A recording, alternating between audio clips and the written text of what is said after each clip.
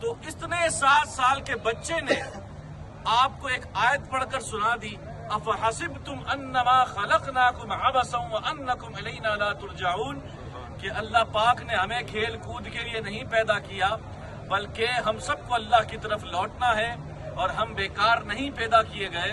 हजरत बहलूल दाना हैरान हो गए कि ये 7 साल का बच्चा इल्म और मारिफत के वो नुकात बयान कर रहा है कि जो बरस गुजरने के बाद किसी को मारिफत हासिल होती है। तो आपसे पूछा कि ए साहबजादे, ए शहजादे, आप इतनी सी उम्र में अंदर आपको इतना खौफ खुदा कैसे पैदा हो गया? तो आपने फरमाया आप रोने लगे। मैं इनकी बात कर रहा हूँ, हजरत हसन अस्करी की। 7 साल की उम्र में रोने लग गए और ये कहा कि तुमने नहीं देखा कि जब लकड़ियां जलाई जाती हैं तो पहले छोटी लकड़ियों से आगाज किया जाता है, छोटी लकड़ी जलती है तब जाके बड़ी लकड़ी जलती है।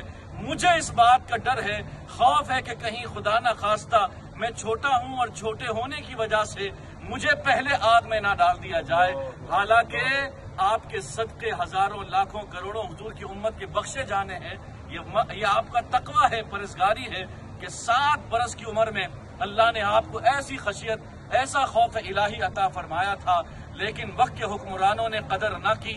अहले बैत के साथ बहुत जुल्म हुआ, आपके साथ भी जुल्म हुआ, आपको भी कैद किया गया। ये पूरा इलाका अस्कर कहलाता था। यहाँ पर जेल हुआ करती थी, फौजी छावनियां होती थी और आपको यहीं पर कैद भी किया गया था कहीं करीब में। आप यहीं पर फिर सुकूनत पजीर हुए और बिल आखिर आपने यहीं पर शहादत का रुतबा हासिल किया।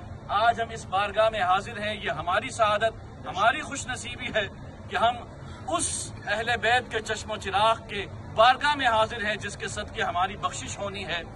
तहे दिल से इंशाअल्लाह यहाँ पर दुआएं करें। दुआओं की कबूलियत की जगहें हैं, यहाँ पर इंशाअल्लाह दुआएं मकबूल होंगी। अभी इंशाअल्लाह हम नमाज इशा अदा करेंगे और इंशाअल्लाह अदा करके इज्तिमाई एक मरतबा हम यहाँ पर भी दुआ कर लेते हैं। खवातीन भी हैं, हजरात भी हैं, ताकि इज्तिमाई दुआ की बरकतें भी हमें नसीब हो जाए। एक शेर हमारे साथ पहले